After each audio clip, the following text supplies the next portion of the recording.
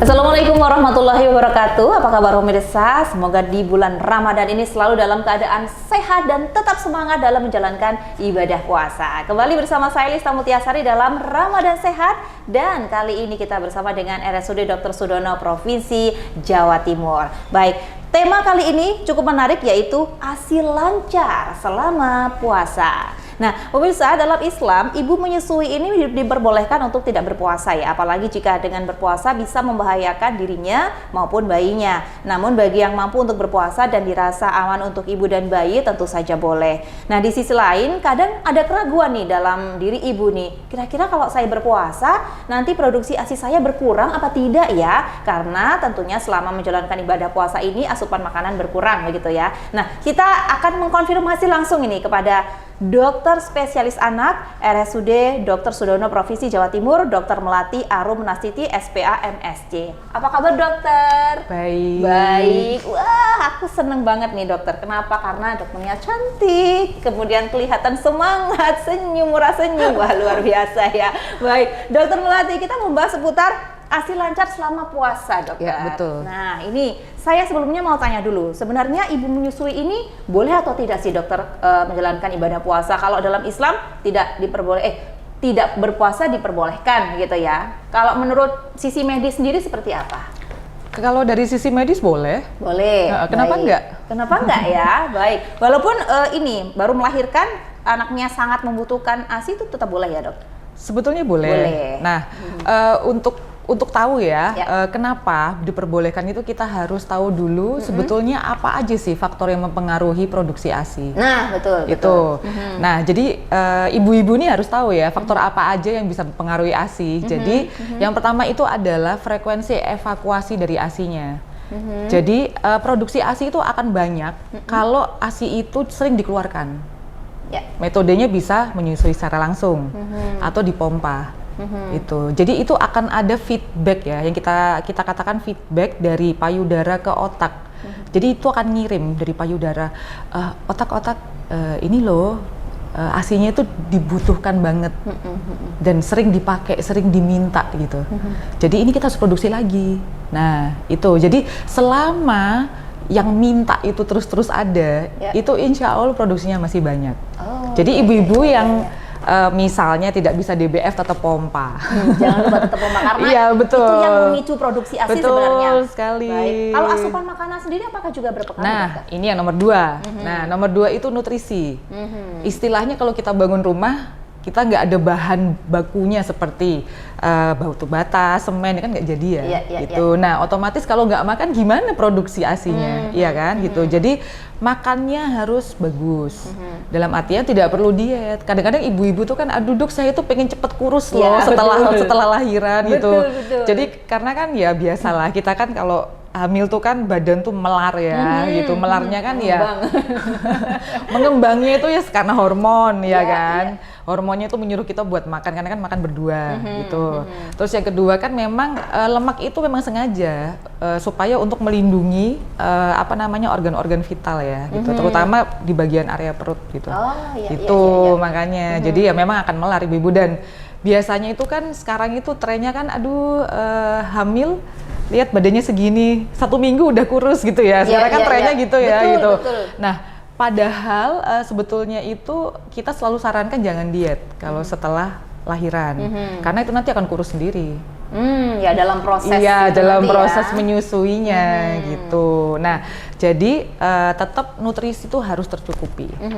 Itu. Nah, nomor 3, selain nutrisinya, airnya juga harus cukup. Jadi ibu tuh harus banyak minum. Cairannya juga harus cukup supaya produksi ASI-nya banyak. Iya. Kemudian ketika menjalankan ibadah puasa gimana nih mensiasatinya? Ada satu lagi belum selesai. Jadi yang keempat tuh adalah psikis. Jadi ibu itu kalau nutrisinya bagus, dia sering mompa ASI, minumnya juga cukup. Tapi kalau stres, itu ASI itu sedikit produksinya. Itu sudah saya buktikan sendiri dengan teman-teman saya waktu dulu sekolah spesialis itu ya, ibu-ibu lagi hamil, terus kita kan sekolah dokter tuh kan stres ya.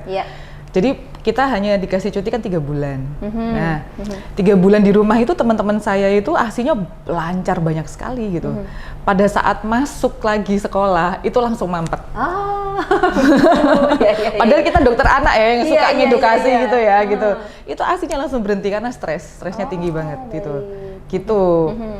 Kemudian ada satu lagi ya selain nutrisi itu ya ada makanan yang kita rekomendasikan ya, yang kita namakan galactogog itu yang untuk menstimulasi produksi ASI gitu. Jadi ya kira-kira ya 5 faktor itulah yang bisa mempengaruhi produksi ASI. Nah, setelah kita tahu produksi ASI itu pengaruhnya dari mana aja, nah dari sini saya bisa menjelaskan kenapa kok boleh puasa, ya kan? Nah, boleh puasa karena satu, puasa itu kan kita ada sahur. Ya. Ada berbuka, jadi kita nggak yang 24 jam nggak makan kan, jadi dari segi nutrisi itu ya nggak ada perubahan, gitu. Kita juga minum, dan badan orang dewasa itu kita sudah bisa menyimpan cairan, jadi kalau kita minum akan disimpan cairannya, nggak serta-merta habis minum langsung keluar, habis itu kita dehidrasi ya nggak gitu ya, buktinya kita bertahun-tahun puasa juga nggak ada yang masuk IGD karena puasa ya kan. Dan kita itu genetiknya sudah terbiasa puasa setiap tahun gitu. Jadi ya sudah apa ya, kalau sudah terbiasa biasanya stresnya pun juga enggak gitu. Jadi tapi balik lagi untuk ibu-ibu di rumah yang merasa bahwa puasa itu bisa memperberat kondisinya mereka gitu ya, misalnya jadi overthinking, jadi stres, jadi kepikiran ini, aduh gimana nih ASINya, gitu. Nah, kalau menurut saya sih kalau overthinkingnya itu sudah lebih besar atau orangnya lebih sensitif gitu, saya sarannya tidak usah puasa, gitu. Karena kan juga di Islam juga tidak diwajibkan, gitu. Tapi kalau misalnya manajemen stresnya bagus. Terus kemudian tidak melakukan aktivitas yang terlalu berat, itu saya nggak apa-apa, silahkan puasa. Dengan catatan pada saat puasa produksi ASINya itu tetap harus dipantau, tidak boleh ada perubahan, gitu. Karena kan ibu-ibu kan pasti kalau misalnya DBF ya, kalau DBF kan kita nggak tahu ya yang masuk ke bayinya berapa cc gitu kan. Tapi kita bisa lihat dari kenaikan berat badan bayinya. Gitu. Kalau bayinya naik berat badannya bagus, otomatis ASINya cukup. Berarti aman nih. Aman, gitu ya. Puasa dilanjutkan boleh. Tapi kalau misalnya mompa, ini enak kalau mompa. Kalau mompa kan kelihatan mata gitu. Kalau mompa gitu gitu. Jadi kalau kelihatan mata kan, nggak ada perubahan, malah tambah banyak. Ya sudah gitu. Berarti silakan dilanjutkan sampai selesai. Gitu. Karena kan kita juga disarankan puasa kan juga ada manfaatnya juga ya puasa itu ya, gitu. Baik, Dok, kalau misalnya kan berpuasa, sahur dan juga buka gitu ya, dan juga malam hari tentunya begitu ya. Kalau untuk menjaga nutrisi tadi, apakah juga sama dengan hari yang tidak puasa, misalnya air 1,5 liter kah atau seberapa ini? Apakah seorang ibu itu harus aware begitu ya? Aku kurang minum nih, harus banyak minum. Jadi ketika sudah buka sampai dengan sahur nanti harus minumnya harus diperhatikan begitu. Iya, betul. Tapi saran saya kalau minum jangan sahur langsung 1,5 liter ya. Nggak kuat Dok. Nggak bisa. Satu selain lambungnya nggak kuat nampung. Yang kedua, betul. Kalau kita itu minum dalam jumlah volume yang terlalu besar dalam waktu yang singkat, itu otomatis badan itu akan merespon, ini harus dikeluarkan. Gitu. Jadi kalau mau dijadwal berapa jam sekali minum. Gitu. Jadi tidak langsung ketika buka 1 liter, sahur 1 liter enggak ya Dok? Iya, enggak gitu juga. Nanti makanannya itu ditaruh di mana ya gitu. Ininya apa namanya space-nya gitu. 1,5 liter lumayan ya. Nah, betul. Langsung. Kalau vitamin Dok, adakah vitamin untuk ibu menyusui agar nanti produksi ASINya bisa lancar ataukah gimana? Kalau misalnya yang jenengan maksud ya, vitamin itu adalah seperti vitamin A, vitamin C dan lain-lain atau nutrisi-nutrisi mineral yang lain, itu sebenarnya tidak perlu karena kan itu semua sudah ada di makanan yang kita makan. Gitu. Nah, tapi kalau yang dimaksud jenengan adalah galactogog, nah itu mungkin saya juga bisa, boleh sih, silakan kalau mau makan galactogog ya. Galactogog itu adalah jenis-jenis makanan yang bisa menstimulasi produksi ASI. Gitu. Nah, contoh dari galactogog itu adalah protein hewani. Gitu. Protein hewani itu apa? Susu, kemudian telur, daging merah, daging ayam, terus kemudian seafood. Nah, itu namanya protein hewani. Yep. Nah, terus udah gitu kan enak ya rasanya. Enak. Tapi kalau bagi ibu menyusui yang kepikiran tadi overthinking soal berat badan gitu dok ya. Kadang-kadang kan kalau yang protein hewani ini agak skip nih dok. Karena takut. Jangan takut berlemak ya. Iya dok. No, protein hewani itu sebetulnya itu dikatakan protein hewani itu karena dia itu mengandung lebih banyak protein. Yang membuat dia berlemak itu mungkin cara memasaknya. Oh gitu. Okay. Memang ada kandungan mungkin lemak tapi banyak enggak ibu yang belum tahu nih dok. Kayaknya gitu dok, kayaknya iya, dok. Ini kalau misalnya ya ibu-ibu ya ikut program diet ya. Iya. Itu pasti disuruhnya makannya protein. Justru protein kan? Iya. Nah. Itu. Jadi kalau misalnya lagi pengen ngurangin berat badan juga ada bagusnya, ada ASI boosternya kan makan protein hewani itu ya. Jadi nggak salah juga sih. Jadi jangan diet ketat yang tidak makan apa-apa supaya kurus atau mengkonsumsi suplementasi khusus yang untuk menurunkan berat badan gitu ya. Kita kan nggak tahu ya isinya apa gitu. Jadi nggak saya sarankan sih gitu. Jadi di limit konsumsi obat-obatan atau alternatif yang kurang begitu jelas gitu ya isinya apa gitu kayak gitu. Gitu. Jadi cukup protein hewani. Dimasaknya tidak perlu dengan metode yang berlemak sih sebetulnya. Kan memang perlunya yang proteinnya kan. Proteinnya ya. Contohnya misalnya seperti ayam yang file aja itu kan full protein aja. Gitu. Daging merah misalnya ya, itu mungkin dia di grill aja. Pakai minyak sedikit gitu. Kok saya jadi chef ya lama-lama. Kasih. Tapi ini penting dok karena untuk edukasi ibu-ibu di rumah gitu ya. Banyak nih kayaknya yang belum tahu dok gitu ya. Karena kadang-kadang orang-orang di sekitar saya saja yang ibu-ibu begitu ya, itu curhatnya yaitu, aduh aku nggak mau makan ini nanti takut tambah melar, itu dia karena dia sudah overthinking berat badannya yang naik 2-3 kali lipat gitu. Iya sih, saya paham sih, memang hamil itu benar-benar merubah segalanya sih. Yang tadinya glowing jadi kusem, betul. Yang tadinya langsing jadi melar, itu tuh memang berat sih lihat di kaca gitu. Cuman ya ada caranya gitu ya. Nggak serta-merta langsung harus melakukan suatu tindakan yang membuat penurunan drastis gitu ya gitu. Nah kayaknya tuh butuh segmen baru deh untuk membahas. Boleh dok. Nanti kita ketemu lagi ya dok. Baik. Karena pemirsa dokter Melati ini juga ternyata konselor laktasi ya dokter ya. Iya betul. Nah itu kenapa? Karena kita sharingnya jadi enak ini dok ya. Iya. Emang keahlian saya sih. Itu makanya gitu karena mungkin masyarakat juga butuh banyak edukasi khususnya ibu-ibu nih dok yang baru mungkin newbie sebagai ibu gitu apalagi betul, yang anak pertama itu kan edukasinya masih minim dan lain sebagainya gitu ya. Jadi ini kesempatan ketemu ini juga bagus ini untuk masyarakat yang ada di rumah pemirsa gitu. Ditambah lagi kan biasanya kan belajarnya dari orang tua. Nah, orang tua ilmunya sudah lama. Harus diupdate. Kadang-kadang banyak mitos-mitos gitu dok juga dok. Betul, ada mitos-mitos yang bikin saya kayak ada ya kayak gitu. Banyak. Nah, itu dia. Dokter, kemudian ini ada nggak tips-tips nih bagi ibu menyusui yang menjalankan ibadah puasa nih dok? Oke. Oh ya, yang tadi ya, yang Galactogog ya. Galactogog itu selain protein hewani itu ada lagi. Itu misalnya kayak daun katuk. Nah, itu benar memang itu saya mitos yang saya setujui. Memang daun katuk itu mengandung termasuk golongan Galactogog. Bisa daun singkong. Terus kemudian labu. Itu. Nah, itu bisa dicoba dimakan sama ini jantung pisang. Jantung pisang ya, juga? Saya juga baru tahu itu ada penelitiannya loh di luar negeri ya betul. Itu. Nah, jadi untuk tips saat ibu berpuasa, ibu busui berpuasa, itu saran saya adalah satu, jangan stres. Penting gitu. banget ya. Penting. Jadi anggap aja puasa ini adalah seperti kayak hari-hari biasa gitu loh. Gitu. Jadi kita akan makan, tapi makannya nanti.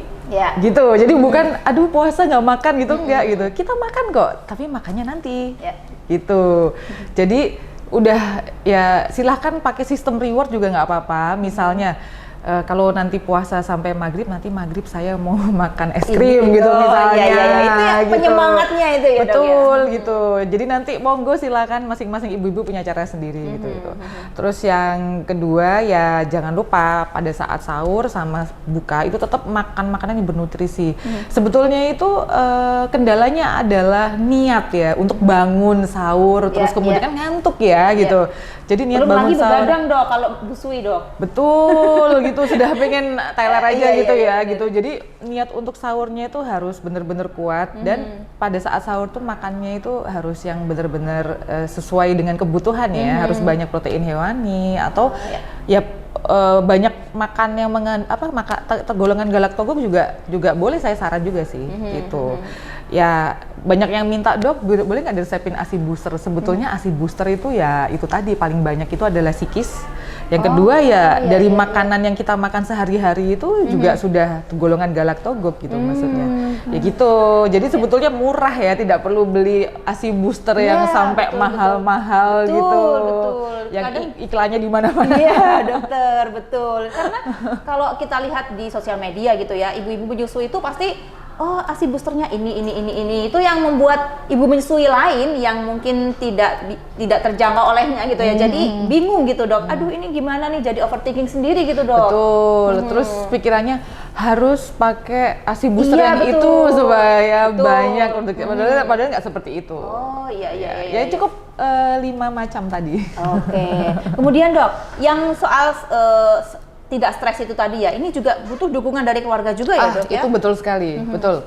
Jadi yang paling sering adalah keluarga yang melihat bahwa bayi itu menangis padahal sudah disusuin.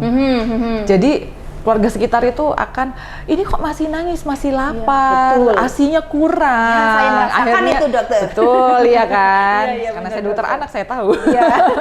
Itu semua adalah keluh kesahnya ibu-ibu gitu. Jadi support lingkungan tuh sangat-sangat penting gitu. Dan bayi itu kalau nangis itu belum tentu karena lapar.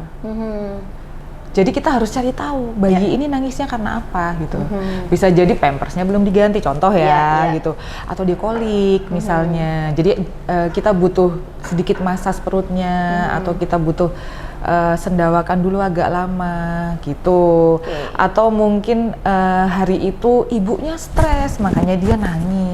Bayi itu jangan salah ya, bayi itu bisa sense loh ibunya itu stres.